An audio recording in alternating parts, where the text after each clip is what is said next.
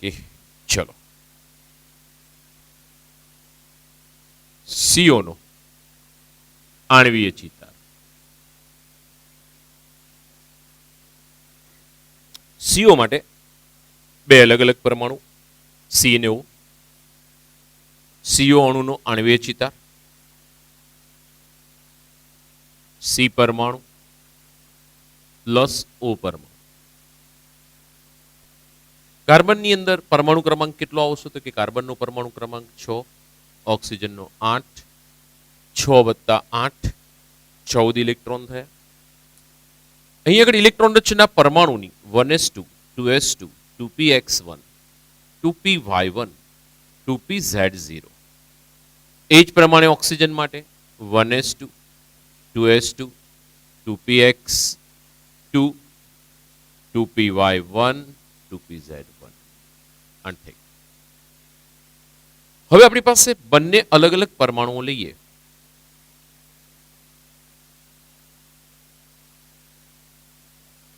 એક બાજુ છે કાર્બનની પરમાણુવીય કક્ષકો, બીજી બાજુ છે ઓક્સિજનની પરમાણુવીય કક્ષકો અને મધ્યમાં CO ની આણવીય કક્ષક. કાર્બનની અંદર પહેલી 1s આવે, બરોબર છે. 1s કક્ષક જે છે કાર્બનની 1s, ઓક્સિજન, પછી આવશે 2s. 1s 1s નું સંમિશ્રણ થાય.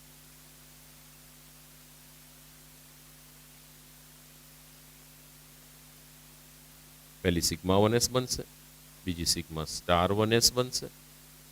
2s 2s કક્ષકો બંનેનું સંમિશ્રણ થાય, સિગ્મા 2s બનશે. સિગ્મા સ્ટાર 2s બનશે. હવે 2px, 2py, 2pz એ જ પ્રમાણે 2px, 2py, 2pz, 2px, 2py, 2pz, ત્રણ આ રહીએ, 2px, 2py, ત્રણ આ. ટોટલ કેટલી કક્ષકોનું સંમિશ્રણ થઈ રહ્યું છે અત્યારે? 3 વત્તા 3 6 કક્ષકોનું સંમિશ્રણ થાય. 6 કક્ષકોનું સંમિશ્રણ થાય. ટોટલ ઇલેક્ટ્રોન કેટલા થાય છે? 6 ને 8 14. હવે 14 ઇલેક્ટ્રોન હોય અથવા 14 થી ઓછા હોય, ધ્યાન રાખજો. તો આપણા માટે ચિતાર જે બને છે એમાં પહેલા પાઈ 2px આવે, પાઈ 2py આવે, સિગ્મા 2pz. ધ્યાન રાખજો ક્રમ. આ ક્રમ તો નહીં બદલાય. પાઈ સ્ટાર 2px, પાઈ star 2py, sigma star 2py. નામકરણ કરી દઈએ. પાઈ 2px, પાઈ 2py, સિગ્મા 2pz. આ છે પાઈ સ્ટાર 2px, પાઈ star 2py, sigma star 2pz.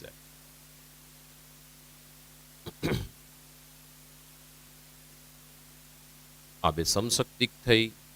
એના કરતાં શક્તિ સિગ્મા 2pz ની વધારે, પાઈ સ્ટાર 2px ની વધારે, પણ પાઈ સ્ટાર 2px, પાઈ સ્ટાર 2py બંને સમશક્તિક, સિગ્મા સ્ટાર 2pz ની સૌથી વધારે.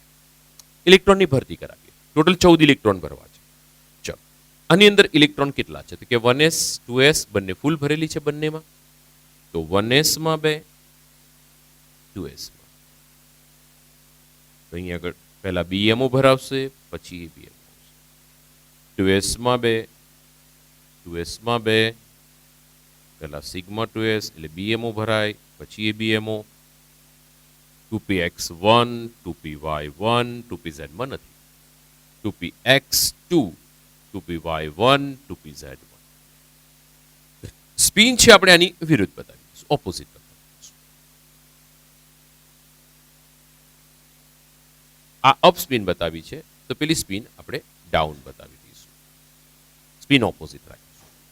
હવે અહીં આગળથી કેટલા આવશે? 2. આ બધી કેટલા આવશે? 4. 4 ને 2 6. 1 2. 2 સમશક્તિક છે. 3 5 6. તો હવે આની અંદર આપણે બધા ગુણધર્મોને બધું લખવું પડશે. સૌથી પહેલા ઇલેક્ટ્રોન રચના લખતા તમને હવે આવડશે, હું નથી લખતો. એના પછી એનો બંધ ક્રમાંક. તો બંધ ક્રમાંક બરાબર આપણી પાસે સમીકરણ હતું NB માઇનસ NA ભાગ્યા 2, બરોબર છે. તો NB માં કેટલા છે? તો અહીં આગળથી 2, 2, 4, 2, 6, 2, 8 ને 2, 10 માઇનસ NA માં કેટલા છે? 2 ને 2, 4 ભાગ્યા 2. બંધ ક્રમાંક 3 એટલે C ને O ની વચ્ચે 111 છે. ચુંબકીય ગુણધર્મ, જો બધા જ ઇલેક્ટ્રોન, એમાં ખાસ કરીને છેલ્લે જ જોવાનું થશે, બધા ઇલેક્ટ્રોન કેવા છે? યુગ્મિત, તો પ્રતિચુંબક, એટલે કે એને ચુંબકીય ક્ષેત્રમાં રાખો તો થોડા ઘણા અંશે અપાકર્ષણ જેવું જોવા મળશે. હવે આપણી પાસે છે એનો સેલ્ફ જાતે કરશો તમે, બરોબર છે. એના પછી આપણી પાસે લાસ્ટ ટોપિક વધે છે હાઇડ્રોજન બંધ. હાઇડ્રોજન બંધ એટલે શું? હાઇડ્રોજન બંધ મીન્સ કે આપણે એવું કહી શકીએ કે કોઈ પણ બી અણુમાં હાઇડ્રોજન પરમાણુ અને વધુ વિદ્યુત ઋણીય એટલે કે કયા કયા પરમાણુ થઈ છે? તો વધારે વિદ્યુત ઋણીયમાં લેવા જઈએ તો સૌથી પહેલા આપણી પાસે આવે 15મું સમૂહ, 16મું સમૂહ અને 17, NOF. આ જે તત્વો છે, આ તત્વો સાથે આની વિદ્યુત ઋણતા વધારે છે, એટલે કે આપણે એમ કહી શકીએ કે સામાન્ય રીતે એની તરફ ઇલેક્ટ્રોન આકર્ષાયેલા હશે, એટલે કે નેગેટિવ તત્વો હશે જ્યારે સહસંયોજક બંધ બનાવશે ત્યારે. ઉદાહરણ તરીકે લઈ લઈએ, જુઓ આપણે HF નો અણુ છે, તો આની અંદર મધ્યના ઇલેક્ટ્રોન કોના તરફ આકર્ષાયેલા રહે? તો કે મધ્યના ઇલેક્ટ્રોન ફ્લોરિન તરફ આકર્ષાયેલા રહે, જેના કારણે ફ્લોરિન પર આંશિક ઋણ વીજભાર અને હાઇડ્રોજન પર આંશિક ધન વીજભાર ઉત્પન્ન થશે. હવે જો આ જ રીતે ફ્લોરિન છે એ બીજા ફ્લોરિનનો અણુ સાથે જો જોવામાં આવે તો આ બે અણુઓ વચ્ચે ધ્યાન રાખજો હો, આ હાઇડ્રોજન ધન વીજભારિત હોય, F ઋણ વીજભારિત હોય, તો આ સંજોગોમાં શું થશે? તો કે આ વધુ વિદ્યુત ઋણીય પરમાણુ છે એ ધન વીજભારિત હાઇડ્રોજન તરફ આકર્ષાય અને બંધની રચના કરે. આ બંધને કહેવામાં આવે છે આંતર આણ્વીય હાઇડ્રોજન. આંતર આણ્વીય હાઇડ્રોજન બંધ એટલે અણુ અણુ વચ્ચે રચાતો હાઇડ્રોજન બંધ. આનો આ જ બંધ આપણને આગળના HF ના અણુમાં પણ જોવા મળશે, આગળ કન્ટિન્યુ જોવા મળશે, આ બાજુ આગળ જોવા મળશે. આની શક્તિ છે ને એ 10 કિલો કેલરીથી 40 કિલો કેલરી સુધી જોવા મળે પ્રતિ મોલ. 10 થી 40 કિલો કેલરી પ્રતિ મોલ જોવા મળે. એક હાઇડ્રોજન કરતા નિર્બળ બંધ છે. હાઇડ્રોજન બંધ એ નિર્બળ બંધ છે, સહસંયોજક બંધ કરતા નિર્બળ છે, વાન્ડરવાલ્સ બંધ કરતા પ્રબળ છે. કોઈ આપણને એમ કે છે કે સહસંયોજક બંધ તો કે પ્રબળ, એનાથી નિર્બળ હાઇડ્રોજન બંધ અને એનાથી નિર્બળ વાન્ડરવાલ્સ આકર્ષણ બળ. તો આ ક્રમ આપણી પાસે એક હોવું જોઈએ, ધ્યાનમાં રાખજો. હાઇડ્રોજન બંધ બીજે જોવા જઈએ છીએ તો આપણી પાસે NH3 એમોનિયામાં પણ છે. જો નાઇટ્રોજન પાસે 3 હાઇડ્રોજન હોય, નાઇટ્રોજન એટલે કે એમોનિયાનું એક અણુ, નાઇટ્રોજન એ વધુ વિદ્યુત પરમાણુ. હવે જુઓ એમોનિયાનો બીજો અણુ દોરી આપણે, એની પાસે પણ હાઇડ્રોજન છે. સમજો આની વિદ્યુત ઋણતા વધારે છે એટલે આ નાઇટ્રોજન હાઇડ્રોજન વચ્ચેના ઇલેક્ટ્રોન કોના તરફ આકર્ષાયેલા રહેશે? નાઇટ્રોજન તરફ. એટલે નાઇટ્રોજન પર કયો વીજભાર આવે? નેગેટિવ. હાઇડ્રોજન પર કયો વીજભાર આવે? પોઝિટિવ. એ જ રીતે આ નાઇટ્રોજન પર કયો વીજભાર હશે? માઇનસ. હાઇડ્રોજન પર કેવો હશે? પ્લસ. તો આ હાઇડ્રોજન પર પ્લસ છે, આ નાઇટ્રોજન પર નેગેટિવ છે, એટલે કે આ અણુના હાઇડ્રોજન આ અણુના વધુ વિદ્યુત ઋણીય પરમાણુ વડે આકર્ષાય અને જે બંધની રચના કરે એ બંધને શું કહેવામાં આવશે? તો કે એને હાઇડ્રોજન બંધ. હાઇડ્રોજન બંધ આપણે સામાન્ય રીતે ડોટેડ લાઇનથી બતાવીશું. અહીં આગળ પણ એમોનિયાનો બીજો અણુ લાગેલો હશે ભાઈ, અહીં આગળ પણ એમોનિયાનો બીજો અણુ લાગેલો હશે, આ બાજુ કન્ટિન્યુ હશે. દરેક હાઇડ્રોજન પાસે એમોનિયાના અણુ લાગેલા હશે કોન્સ્ટન્ટ.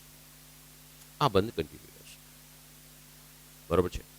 આ સિવાય આપણે પાણીમાં પણ H બંધ જોઈ શકીએ છીએ.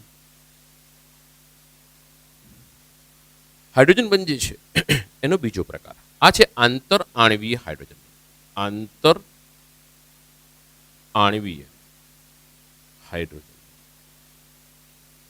સમજો હું, બે અણુ વચ્ચે રચાતો હાઇડ્રોજન બંધ. હવે આપણે જોવા જવું છે અંતઃ આણવીય હાઇડ્રોજન બંધ.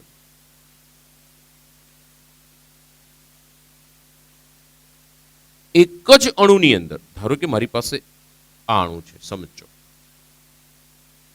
ઓર્થોક્લોરો ફિનોલ. ઓર્થો ક્લોરો, જો ઓર્થો પર છે ક્લોરો, પછી OH છે એટલે ફિનોલ. હવે આ OH છે, એમાં નાઇટ્રોજન, ઓક્સિજન, હાઇડ્રોજન.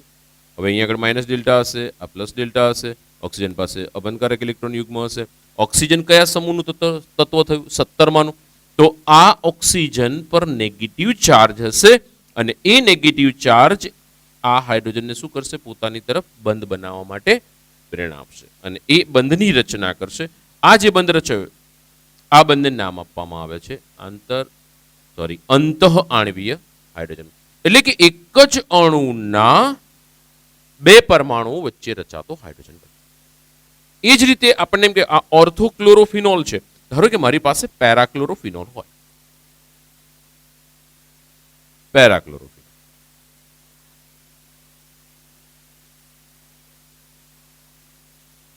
તો આ પેરાક્લોરોફિનોલ છે. તો આમાં H બંધ હશે. હા, એમાં H બંધ હશે. અહીં આગળ જુઓ, આ H બંધ, H બંધ થશે. આ જે બંધ છે એ આંતર આણવીય હાઇડ્રોજન બંધ. સમજો, આ અંતઃ આણવીય હાઇડ્રોજન બંધ, આ આંતર આણવીય હાઇડ્રોજન બંધ. આ અંતઃ આણવીય એટલે કે અણુની અંદર જ આપણને હાઇડ્રોજન બંધ જોવા મળશે. અણુની અંદર જ આખું અણુ છે, એની અંદર આપણને H બંધ જોવા મળશે. અહીં આગળ તમે જુઓ, બે અણુઓ જુદા જુદા છે અને એમાં H બંધ જોવા મળશે. એટલે બંને વચ્ચેનો ડિફરન્ટ અલગ છે. બરોબર છે. આ બંધ વધારે મજબૂત રહેશે, જેના કારણે એના ઉત્કલન બિંદુ ઊંચા હશે. આ બંધ એની સાપેક્ષ નિર્બળ હશે. બંને હાઇડ્રોજન બંધ છે, પણ આની અંદર આંતરાણવીય, આની અંદર અંતઃ આણવીય. આ એક જ અણુની અંદર આપણને હાઇડ્રોજન બંધ જોવા મળશે. આમાં બે અણુ જુદા જુદા છે. હા, પછી આપણે એવું કહી શકીએ આની અંદર H બંધ કન્ટિન્યુ આગળ હશે અને પછી આમાં H બંધના ઘણા બધા પ્રકાર છે. Cl ઊંધો થઈ જશે તો પણ બી એક H બંધ અલગથી બનશે. આ પ્રકારની કન્ડિશન આવી શકે. O સાથે H, Cl આ રીતે પણ બની શકે.